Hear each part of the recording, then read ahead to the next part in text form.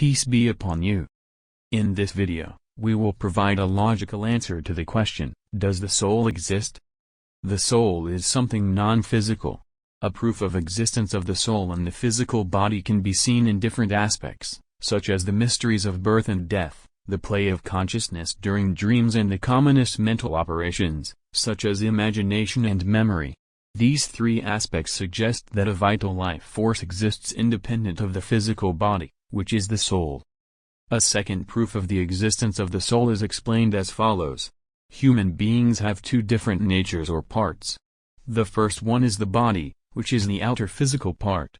It has all physical characteristics, such as weight, dimensions, measures, and is restricted to space and time. It can change from one situation to another, health to ill, fat to thin, active to lazy, and wake to sleep. The second nature is inside the human and is completely different from the first one. This second nature is not restricted to space or time and is related to the mind and conscience of humans. It is a feeling that does not change in time and it continues without stopping. The nature of the second part is spiritual. We feel that we are getting old through the outer physical body, but we do not feel our age inside ourselves because, as we pass through different stages in our lives, we see ourselves in all these stages: childhood, adulthood, and midlife. Therefore, the inner spiritual part is not restricted to space and time, and it does not feel age. Another proof of the existence of the spiritual soul is based on the relativity of motion. We cannot see motion unless we are outside of it.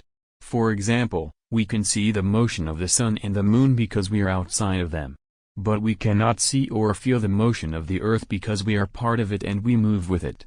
We can only feel the motion of the earth when we look at the heavens, the sun, the moon, and the stars.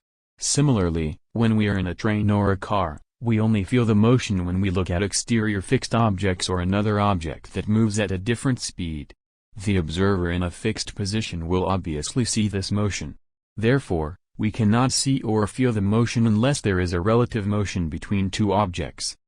Similarly, our physical part cannot feel time or see its effect unless there is another part that is fixed in time and not affected by time.